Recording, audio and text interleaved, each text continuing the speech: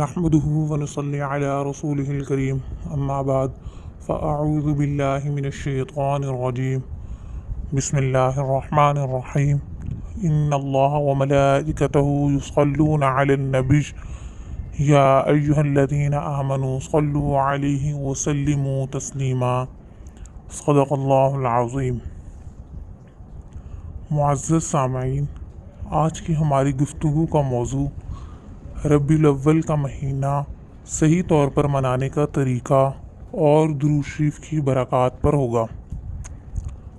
اس مہینے میں مورخین کے مطابق اور سیرت نگاروں کے مطابق ہمارے آخری پیغمبر حضرت محمد صلی اللہ علیہ وسلم دنیا میں تشریف لائے۔ نبی علیہ الصلوۃ والسلام نے دنیا میں اپنی 63 سالہ زندگی گزاری، امت کو اللہ تعالیٰ کے احکامات پہنچائے اور پھر اللہ تعالیٰ کے پاس واپس تشریف لے گئے۔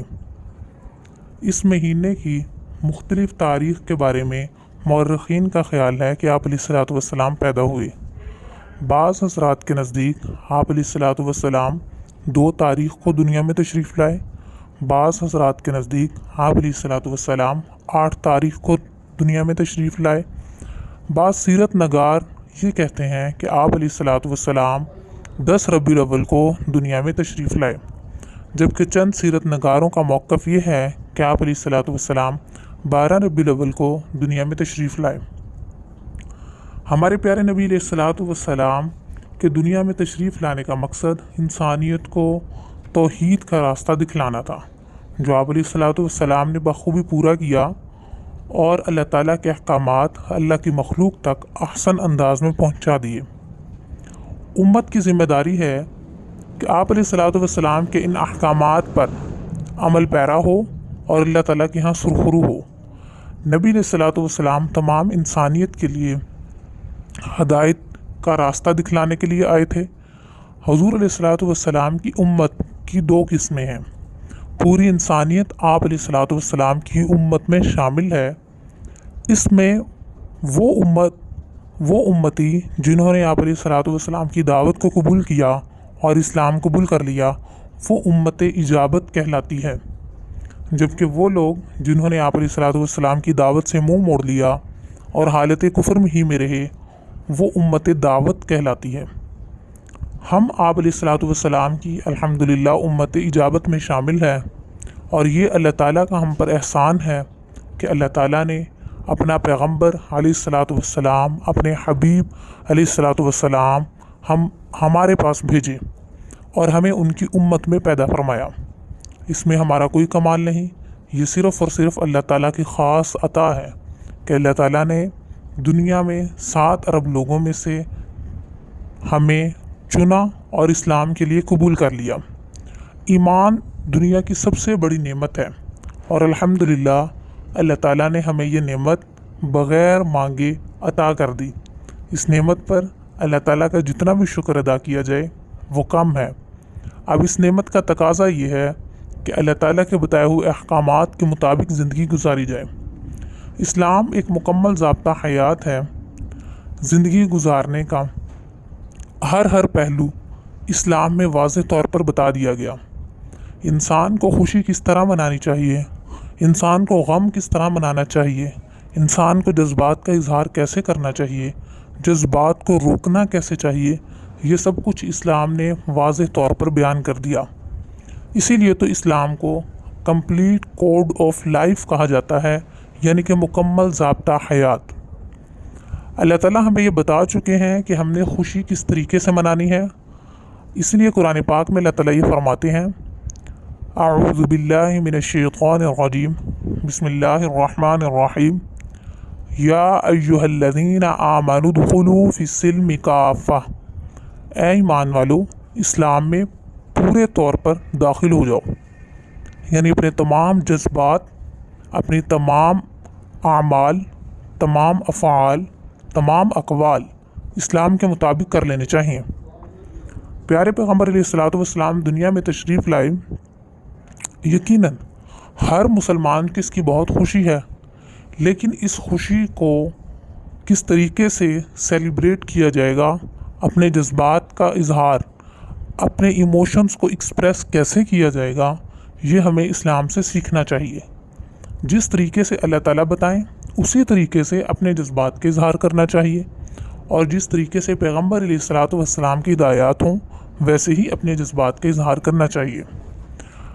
اپنی ولادت کے بارے میں پیغمبر علیہ الصلوۃ والسلام کی احادیث میں سے ایک حدیث ملتی ہے جس کا مفہوم کچھ یوں ہے کہ پیغمبر علیہ الصلوۃ والسلام پیر اور جمعرات کا روزہ رکھتے۔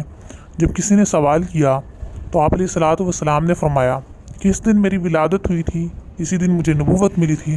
اس طرح کی چند باتیں ارشاد فرمائیں، اور ان کی خوشی میں پیغمبر علیہ الصلوۃ والسلام روزہ رکھا کرتے تھے۔ لہٰذا مسلمان ہونے کا تقاضا یہ ہے کہ ہم پیغمبر علیہ الصلوۃ والسلام کی سنت پر عمل پیرا ہوں اور ہر پیر اور جمعرات کو روزہ رکھنے کا معمول بنائیں۔ اور یہ معمول پیغمبر علیہ الصلوۃ والسلام کا سال میں ایک دفعہ ربیع الاول کے مہینے میں نہیں تھا، بلکہ ذخیرہ احادیث سے اور سیرت کی کتابوں سے ہمیں یہ پتہ چلتا ہے کہ آپ علیہ الصلوۃ والسلام کا یہ معمول تمام زندگی کے لیے تھا۔ 63 سالہ زندگی میں آپ علیہ الصلوۃ والسلام کا یہ معمول تھا کہ آپ پیر اور جمعرات کا روزہ رکھتے تھے۔ لہٰذا ہمیں بھی اس خوشی کا اظہار اسی طریقے سے کرنا چاہیے۔ اس کے ساتھ ساتھ اس مہینے میں نبی علیہ الصلوۃ والسلام پر خاص طور پہ درود پاک پڑھنا چاہیے۔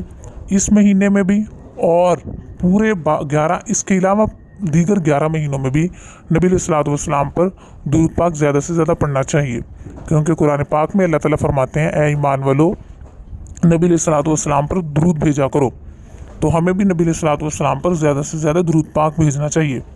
اور آپ علیہ الصلوۃ والسلام کی حدیث مبارکہ ہے جس نے مجھ پر ایک مرتبہ درود پاک بھیجا اللہ تعالیٰ اس پر 10 رحمتیں نازل فرماتے ہیں، اس کے 10 گناہ معاف کر دیتے ہیں اور اس کے 10 درجات بلند کرتے ہیں۔ اور درود شریف یہ سب سے بہترین مسلمان کے لیے سب سے بہترین اینٹی ڈپریسنٹ ہے۔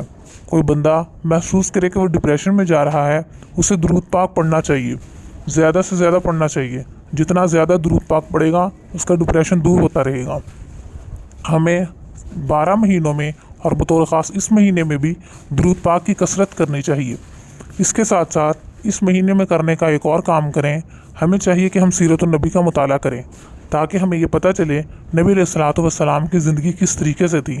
ہم اپنی زندگیوں کو آپ علیہ الصلوۃ والسلام کی زندگیوں کے مطابق ڈھال لیں۔ یہ چند کام ہمیں اس مہینے میں ضرور کرنے چاہیے، اور سامعین کی آسانی کے لیے اسی یوٹیوب چینل پر درود پاک کے مختلف سیغے اور بچوں کے لیے سیرت سیریز کے نام سے ایک کورس شروع کیا گیا ہے۔ آپ حضرات سے گزارش ہے کہ وہ خود بھی سنیں، اپنے بچوں کو بھی سنوائیں، تاکہ آپ کے بچوں کو بھی سیرت سے آگاہی حاصل ہو سکے۔ اور درود پاک کے جتنے سیغے اس چینل پہ اپلوڈ کیے جاتے ہیں انہیں یاد کریں اور گھر میں انہیں کثرت سے پڑھیں۔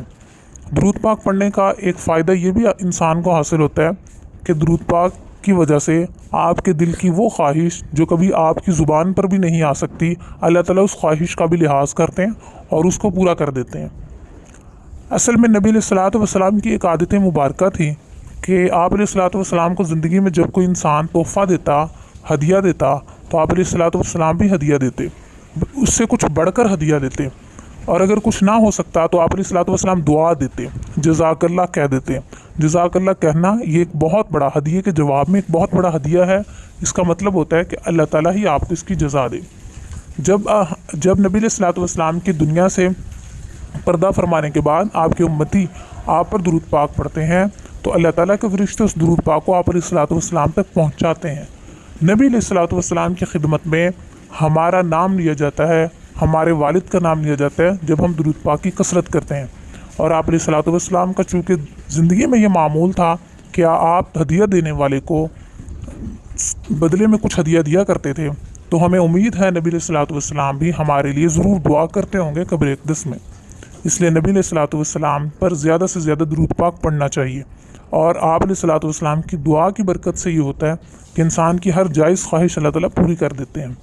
تو اس مہینے میں کرنے کے 3 کام ہیں، ایک تو درود پاک زیادہ سے زیادہ پڑھیں اور پھر اس کا معمول پورا سال بنائے رکھیں، سیرت النبی کا مطالعہ کریں اور اپنے بچوں کو سیرت سنوائیں۔ دوسرا، نبی علیہ الصلوۃ والسلام نے جس طریقے سے اپنے ولادت کی خوشی منائی کہ پیر اور جمعرات کو روزہ رکھنے کا معمول بنایا، ہمیں بھی چاہیے کہ ہم اسی طریقوں کو اپناتے ہوئے پیر اور جمعرات کا روزہ رکھنے کا معمول بنا لیں۔ وآخر دعوانا ان الحمد للہ رب العالمین۔ الحمدللہ رب العالمین، جزا اللہ عنا سیدنا محمد صلی اللہ علیہ وسلم ما ہوا۔